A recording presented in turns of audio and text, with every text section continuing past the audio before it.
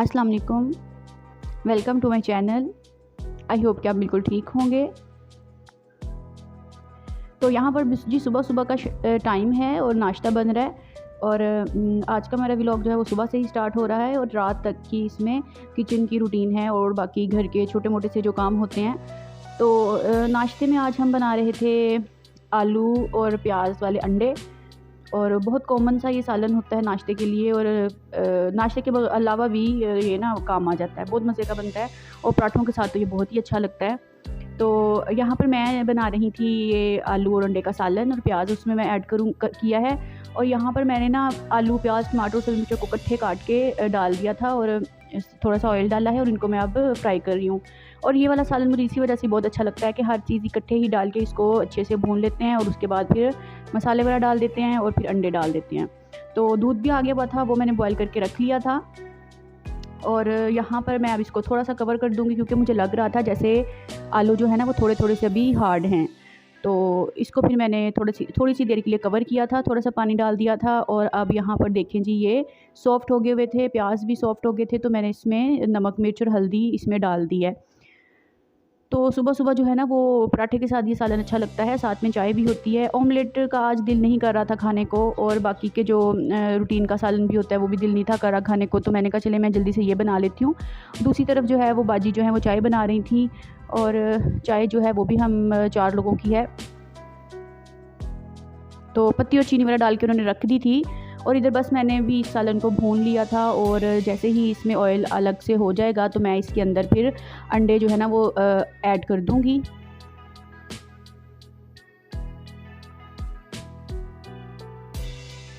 तो अंडे इसमें डालने के बाद ना इसको मैं हिलाती नहीं होती, ऐसे ही इसको थोड़ी देर के लिए कवर कर देती हूँ 2-3 मिनट के लिए और उसके बाद फिर मैं इसको ना मिक्स करती हूँ। इस तरह से अंडे जो होते हैं ना वो थोड़े बड़े बड़े साइज़ में होते हैं तो वो मुझे बहुत अच्छे लगते हैं। अगर उसी वक्त मिक्स कर देना तो वो फिर एक ऐसे घुल-मुल से जाते हैं तो पता ही नहीं चलता कि अंडे बनाए हुए हैं। तो यहाँ पर साथ में पराठे बन रहे थे, चाय बन के रख दी थी और अब यहाँ पर जल्दी से बाजी पराठे बनाने लगी थी। तो मैं दूसरी तरफ जो है ना वो चाय को कर रही थी और सालन जो है ना वो हमारा रेडी हो गया हुआ था।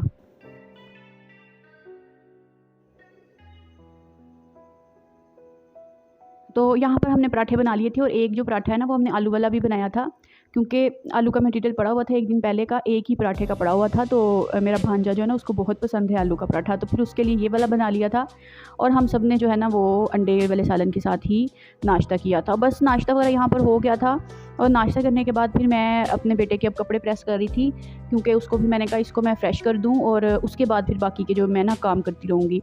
तो यहाँ पर मैं उसका कुर्ता और शलवार प्रेस कर रही थी और जो उसकी ट्राउज़र था ना वो वाइट कलर में था और इतना उसने गंदा किया था, थोड़ी ही देर में उसने इतना गंदा कर लिया था कि मैं देख रही थी कि मैं अब इसको कैसे वॉश करूँगी।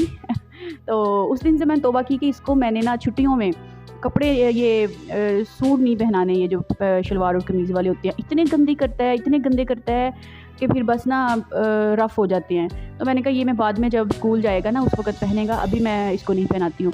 अब यहाँ पर जनाब मैं आ गई थी किचन में और मैं यहाँ पर बना रही थी शिकंजबीन मीठी जो होती है वो वाली और इसमें लेमन डालूँगी।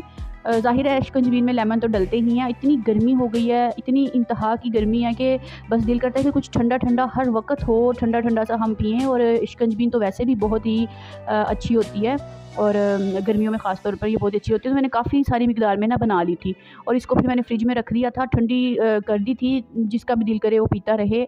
और क्योंकि जो मेरा भांजा है वो भी बाहर खेलने गया हुआ था, उसने भी अभी आना था और हम सब घर वाले जो हैं वो भी, अभी मैंने किचन में काम भी करना था और आज मैंने करेले और गोश्त बनाना था तो काफ़ी सारा टाइम लगना था। तो मेरा दिल करा था मैं पहले ये बना के रख दूँ ताकि ना जिसका भी दिल करे वो ना साथ साथ पीता रहे। तो यहाँ पर मैंने थोड़ा सा इसमें रूह अफ़ज़ा भी ऐड किया है। ये तो ऑप्शनली होता है, करना चाहें तो करें, नहीं तो ना छोड़ भी सकते हैं, लेकिन मैंने ना इसमें ऐड कर दिया था क्योंकि ये ना रूह अफ़ज़ा के साथ मुझे बहुत अच्छी लगती है। और लीमू भी मैंने 3-4 इसमें ऐड किए थे, काफ़ी बड़े-बड़े साइज़ के लीमू थे और थोड़ा सा नमक भी मैंने इसमें ऐड किया था। तो ये शिकंजबीन जो है ना बना के मैंने फ्रिज में रख दी थी ताकि ये फुल ना ठंडी सी हो जाए। और अब यहाँ पर मैं आ गई थी मशीन में कपड़े डालने थे तो वो मैं निकाल रही थी। यहाँ पर मैं इसको ना स्प्रे का मैं दिखा रही थी कि ये इस तरह हो जाता है हमारा, तो जो है ना बल्कि जो भी लेके आते हैं वो इस तरह से हो जाता है। तो इसका कोई अगर हल है तो प्लीज़ मुझे कमेंट में ज़रूर बताइएगा। ये ना इस तरह से अक्सर ही ना हो जाता है। तो बस अब यहाँ पर मैं जल्दी से कपड़े निकाल रही थी, और गर्मियों में तो इतने सारे कपड़े हो जाते हैं धोने वाले, इतने सारे कपड़े हो जाते हैं। तो जब सर्दियाँ आती हैं तो मुझे लगता है सर्दियों में बहुत कपड़े होते हैं, और जब गर्मियाँ आती हैं तो उस वक्त मुझे लगता है कि सबसे ज़्यादा कपड़े गर्मियों में ही होते हैं। लेकिन अब मैं सोच रही थी कि गर्मियों और सर्दियों में ना एक जैसे ही कपड़े होते हैं, क्योंकि जो गर्मियाँ हैं ना उसमें हम बार बार चेंज करते हैं, इस वजह से इतने ज़्यादा जमा हो जाते हैं, एक ही दिन में इतने सारे जमा हो जाते हैं। और जब सर्दियाँ आती हैं ना तो तब बच्चों के अब ज़ाहिर है ऊपर नीचे से पहनाए होते हैं, जर्सियाँ स्वेटर भी होते हैं, शॉल्स भी होती हैं, तो इतना कुछ होता है, सॉक्स वगैरह। तो इस वजह से उस वक्त भी बहुत ज़्यादा कपड़े हो जाते हैं कि उस दिन भी रोज़ या एक दिन छोड़ के एक दिन बाद वॉश करने ही पड़ते हैं। तो बस मैं तो इसी नतीजे पे पहुँची हूँ कि गर्मियों और सर्दियों में ना कपड़े एक जितने ही होते हैं, तो जो कि बहुत ही ज़्यादा होते हैं। तो अब यहाँ पर मैंने मशीन में कपड़े डाल दिए थे, और ये वाले जो कपड़े हैं ना ये एक दिन पहले के थे, ये भी मैंने वॉश कर लिए हुए थे और बस समेटने वाले पड़े हुए थे। कुछ मैंने बच्चों के समेट लिए थे और उनको मैंने साथ ही प्रेस करके रख दिया था, और कुछ जो है ना ये हमारे बड़ों के जो है ना वो थोड़े से थे, तो मैंने कहा इसको भी मैं जल्दी से समेट लूँ, ये इसी तरह से रखे हुए थे।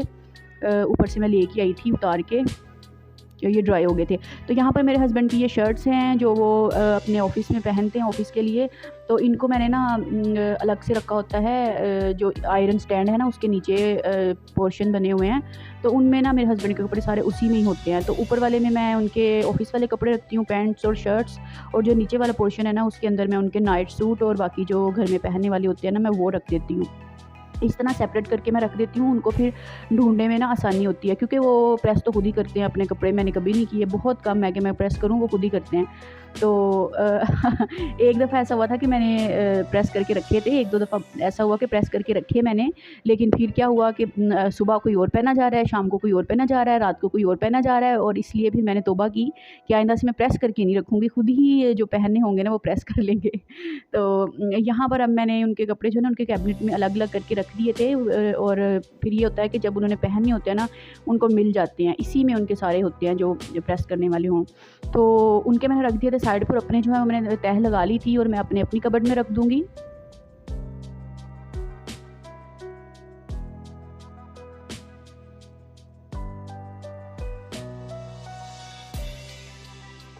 बस जी ये काम करते-करते काफ़ी टाइम हो गया था, और अभी मैंने किचन में जाना था, तो क्योंकि किचन में भी आज मुझे काफ़ी सारा काम था। करेले और गोश्त बनाना जो होता है ना वो बहुत टाइम टेकिंग होता है, तकरीबन 2 जो है ना हांडियाँ उसके बराबर हो जाता है। तो यहाँ पर मैंने कहा पहले मैं नमाज़ पढ़ लेती हूँ, तो यहाँ पर मैंने जाए नमाज़ अपना रखा होता है और साथ ही कुरान पाक भी पढ़ा हुआ है, क्योंकि यहाँ पर ना लाइट बहुत अच्छी आती है बाहर से, तो मैं हवा भी आ रही होती है विंडो से, तो मैं यहीं पर फिर बैठ के ना कुरान पाक पढ़ती हूँ अक्सर, तो इसलिए मैंने यहीं पे पास में ही रखा हुआ है। और अब मैं जल्दी से नमाज़ पढ़ी थी, क्योंकि उसके बाद फिर मैंने किचन में चले जाना था, और अगर मैं पहले किचन में चली जाती ना तो फिर नमाज़ जो है ना वो काफ़ी लेट हो जाती। तो ज़ोहर की नमाज़ का यहाँ पर टाइम था, तो मैं जल्दी से नमाज़ पढ़ी थी, और उसके बाद फिर मैं आ गई थी किचन में, और बर्तन वगैरह जो है ना वो बाजी ने वॉश कर लिए हुए थे, तो किचन भी साफ़ कर दिया हुआ था। अब यहाँ पर मैं कुछ फ्रूट्स वगैरह आए हुए थे वो समेट रही थी, मैंगोज़ हैं और बनाना है, तो वो मैंने कहा इसको मैं फ्रिज में पहले रख दूँ, इधर-उधर रखने की बजाय इसको मैं फ्रिज में ही रख देती हूँ। गर्मी भी बहुत ज़्यादा है तो बहुत जल्दी फिर ये ख़राब हो जाते हैं। तो ये जो फ्रिज का है पोर्शन वेजिटेबल्स और फ्रूट्स वाला, इसको मैंने वॉश किया था, बल्कि पूरी फ्रिज को ही, नीचे वाले पोर्शन को मैंने ना एक दिन पहले ही साफ़ किया था, तो ये बड़ी नीट एंड क्लीन सी हुई थी।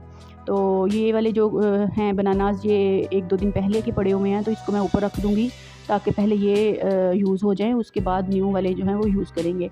तो यहाँ पर देखें कोई भी एक्स्ट्रा चीज़ नहीं है, बस साफ़ सुथरी सी फ्रिज है। तो इसमें बस ये सुबह जो मैंने आलू और अंडे का सालन बनाया था, थोड़ा सा बच गया था, वो मैंने रखा हुआ है, और ये नीचे वाले जो हैं इसमें एक में घी है, देसी घी है, और एक में आटा गूँध के रखा हुआ है मैंने, और बाकी जो है ना फ्रिज साफ़ है, वो टमाटर और नीचे वाली टोकरी पड़ी हुई है, तो कोई भी एक्स्ट्रा चीज़ नहीं है। जब हम फ्रिज साफ़ करते हैं ना तो इस तरह बड़ा 1-2 दिन बड़ी अच्छी फ्रिज साफ़ रहती है, कोई एक्स्ट्रा चीज़ नहीं होती, लेकिन उसके बाद फिर 3-4 दिन, हफ़्ता गुजरने के बाद ना फ्रिज में थोड़ी चीज़ें एक्स्ट्रा जो है ना वो इकट्ठी होना शुरू हो जाती हैं। तो बस जी नमाज़ अदा करने के बाद और फ्रूट्स वगैरह रखने के बाद फ्रिज में, अब मैं बनाने लगी थी यहाँ पर खाना। और खाने में था आज बन रहा करेले और गोश्त। तो उसके लिए फिर मैंने प्रेशर कुकर लगा दिया था गोश्त को सारी चीज़ें डाल के, प्याज, टमाटर, अदरक लहसुन का पेस्ट और मिर्चों का पेस्ट सब कुछ डाल के, पानी डाल के, नमक मिर्च और हल्दी भी डाल के मैंने इसको प्रेशर कुकर लगा दिया था और भून रही थी उसको मैं। तो दूसरी तरफ यहाँ पर जो करेले हैं ना, इसको तो मैंने सुबह सुबह ही काट के नमक लगा के धूप में रख दिया था और उसके बाद अच्छी तरह से निचोड़ के उसका पानी निकाला था और अच्छी तरह से खुले वाले पानी में ना मैंने इसको धो के तो फिर दोबारा से निचोड़ लिया था। तो इसको यहाँ पर अब मैं फ्राई कर रही हूँ, थोड़ा सा ऑयल डाल के इसको मैं कढ़ाई में फ्राई कर रही हूँ। तो बस इसको मैंने फ्राई करके निकाल लिया था और अब आगे थी मैं यहाँ पर प्याज वगैरह भून रही थी। टमाटर और प्याज मैंने डाल दिया था और इसको अब मैं ना फ्राई कर रही थी। तो इसी वजह से करेले और गोश्त जो है ना, इसको काफ़ी टाइम लग जाता है। एक गोश्त को अलग से पकाना होता है, करेलों को फ्राई अलग से करना होता है और उसके बाद इसमें जो मैं प्याज भी डालती हूँ तो वो अलग से इसको मैं ना फिर फ्राई करती हूँ, तो काफ़ी टाइम लग जाता है। यहाँ पर अब मैंने इसमें नमक मिर्च और थोड़ी सी हल्दी ऐड की है और ये है प्याज़ों के हिस्से की, बाकी की जो थी वो मैंने गोश्त में डाल दी थी।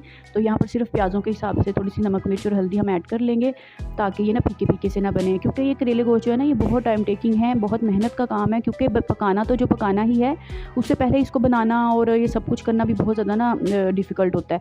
तो ये कभी कभार ही बनते हैं, लेकिन मुझे पसंद बहुत ज़्यादा है। तो इस वजह से फिर मैं ना इसको मैं चाह रही थी कि बहुत अच्छे और बहुत मज़े के बने और फीके से ना हो। तो अब यहाँ पर सब कुछ रेडी हो गया था, प्याज जो है वो भी बुन गए थे और फ्राई हो गए थे करेले भी, और गोश्त तो मैंने पहले से ही बना के रख लिया था। इन सब चीज़ों को मैं मिक्स कर दूँगी और उसके बाद इसमें मैं थोड़ी सी कसूरी मेथी और गरम मसाला उस पर डाल के ना इसको मैं थोड़ी देर के लिए 3 से 4 मिनट के लिए दम पे हल्की सी आंच पे ना रख दूँगी। तो इससे ये होता है कि थोड़े से ना सॉफ्ट से हो जाते हैं, स्टीम आती है, स्टीम में ना ये थोड़े से सॉफ्ट हो जाते हैं। यहाँ पर देखिए मैंने बिल्कुल हल्की सी आंच की हुई है और इसको मैं दम पे रख दूँगी और ये बहुत मज़े के करेले जो है ना वो रेडी हुए थे। तो बस उसके बाद दोपहर का खाना बन गया, खा लिया, थोड़ा रेस्ट भी कर लिया। अब रात का वक्त आ गया था तो मैं यहाँ पर मिल्क शेक बना रही थी, मैंगो का शेक बना रही थी। आजकल मैंगो बहुत अच्छे आए हुए हैं तो मैंगो का शेक डेली बन जाता है। तो बस यहाँ पर मैं शेक वगैरह बना रही थी। तो बर्तन वगैरह भी धुल गए हुए थे, किचन साफ़ हो गया था। सब कुछ रिकॉर्ड तो ही मैं कर सकी थी, लेकिन जितना रिकॉर्ड हो सकता था उतना मैंने किया है। एक्चुअली आजकल मेरा ट्राइपॉड जो है ना वो भी टूटा हुआ है, तो मैंने न्यू लेना है। तो अभी जो है ना वो फिर बनाने में ना वीडियो बनाने में काफ़ी मुश्किल होती है। तो यहाँ पर अब बस मैं जल्दी से बना रही थी मिल्क शेक और वीडियो जो है रिकॉर्ड करी थी मेरी भांजी। तो गर्मी काफ़ी होती है इसलिए मैं बहुत ज़्यादा उसको डिस्टर्ब नहीं करती हूँ। तो चीनी वगैरह डाल दी है मैंने, मैंगोज़ भी डाल दी हैं और बस यहाँ पर शेक बन जाएगा और मैं अपने बेटे को भी रात को शेक ही देती हूँ। तो बस जी इतना सा था मेरा आज का व्लॉग और आई होप कि आपको अच्छा लगा होगा। अगर आपको अच्छा लगा हो तो ज़रूर लाइक करिएगा और अगर आप मेरे चैनल पर न्यू हैं तो सब्सक्राइब भी ज़रूर करिएगा। अपना बहुत सारा ख्याल रखिएगा। टेक केयर, अल्लाह हाफिज़ एंड फ़ी अमानिल्लाह।